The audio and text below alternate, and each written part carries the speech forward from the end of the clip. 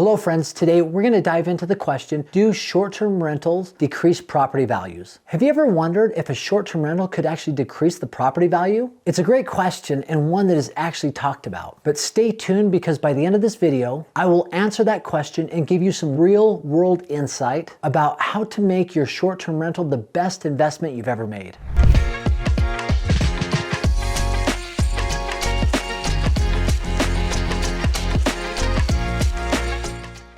One of the biggest challenges that people have is the continuous wear and tear that is done to their short-term rental by guests coming and going. There's no doubt that short-term rentals, with the influx of guests coming and going, is going to experience some sort of wear and tear, and probably more so than other real estate strategies. However, understanding the ins and outs of short-term rentals might give you a different perspective, and I want to cover that today by first diving into how value is derived from a short-term rental. Secondly, I will show you some of the benefits of how a short-term rental can actually make your property more valuable. And finally, I want to share with you a real-world strategy that can make your short-term rental the best investment you've ever made, both with income and appreciation. If you're ready, let's go. So let's dive into how short-term rentals work. Obviously, people want to travel, they want a vacation. Anytime they go on vacation, where are they going to stay? Honestly, think of the last handful of vacations that you've been on. Chances are, rather than staying at a hotel where you crammed all of you into a room or got 2 hotel rooms that could be spendy, right? You got an Airbnb, you got a Verbo, you looked online. I know the last family vacation I took, our family and I went across the southeastern part of the United States, and every few nights we stayed at a different Airbnb or our own Airbnbs in the southeast that we have and had an amazing time. I couldn't imagine staying at a hotel, what that would have looked like. But staying at Airbnbs just to see how unique and different they are, it's awesome. And that desire for people to travel and go places and have that experience is not dying down. Matter of fact, they're coming out with more and more data that those that work a consistent job but can get away for a vacation will typically perform better at work if they have a little bit of vacation.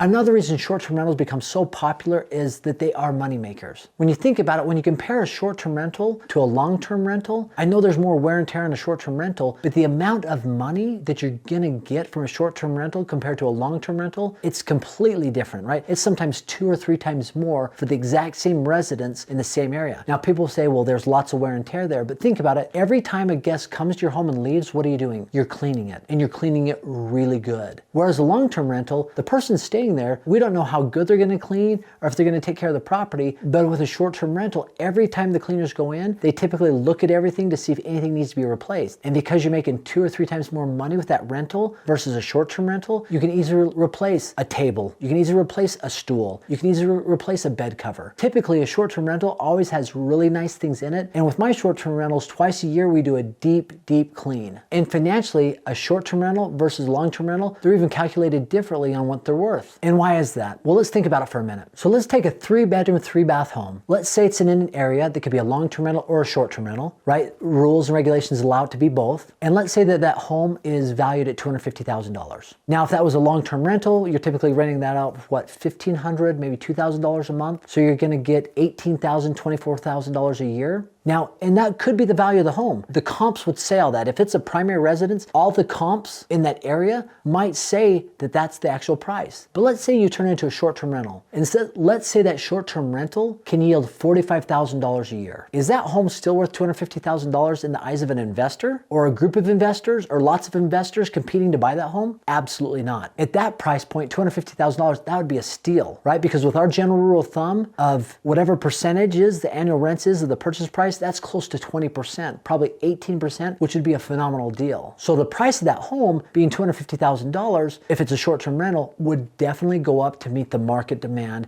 because the income says it's worth more than $250,000. And so not just looking at it as a comparable to other homes, but looking at it as an asset that produces an income, and the income it produces says that that home is worth a lot more than $250,000. If it's still at $250,000, gobble that up, buy it, and make a killing from it. But typically what I've seen in areas that allow short-term rentals, the short-term rentals usually raise in price to meet a financial model that values it based on how much revenue is coming in from the property. Just like any multifamily or other investment would do.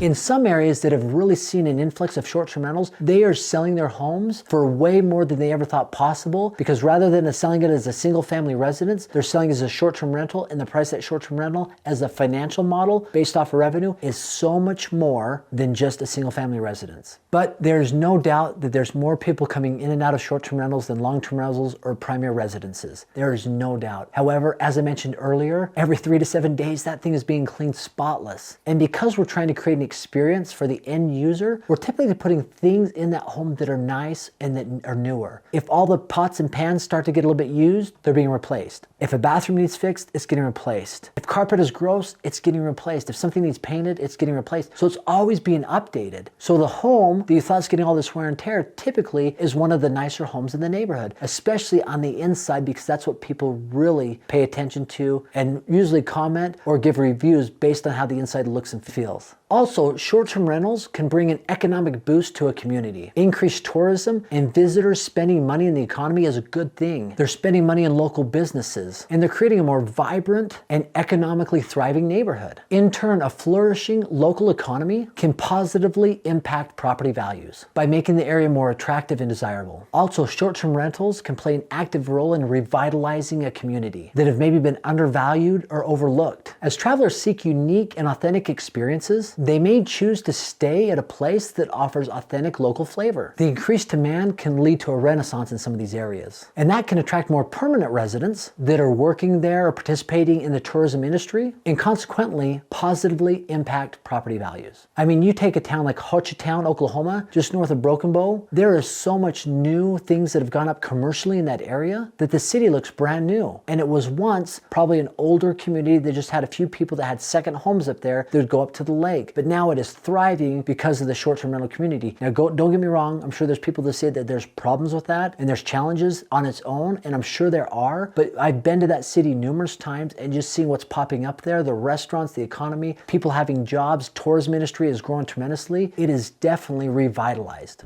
So contrary to popular demand, I believe short-term rentals can increase property value. And one thing I've seen firsthand is there are things that you can do to enhance the property and the overall experience. Whenever I calculate profitability for a short-term rental, I always set aside a little bit of money for maintenance and repairs and renovations. And it's not a perfect system, but there's times where you have a little bit of maintenance, or there's times where you might need to replace something big. But the focus on maintaining and revitalizing your property can have a ripple effect on the neighborhood, contributing to an overall improvement of the aesthetic appeal to the area and potentially increasing property values. For example, when we bought our property in Blue Ridge, Georgia, as I've mentioned in other videos, it was not a short-term rental when we bought it. But we bought it, we revitalized it, put new things in there, made it look nice. One of the things we noticed soon on is it had kind of a wooden deck and it had wooden railings around the outside. But these wooden railings would get old and decayed, especially from the rain, and just not do well. So we put a metal railing along the outside of the deck and it looked so much better. People commented, the neighbors commented. And so something like that revitalized our home, which add aesthetic appeal to the neighborhood and really can potentially increase our value of our property, but also enhance the neighborhood because our property looks that much better.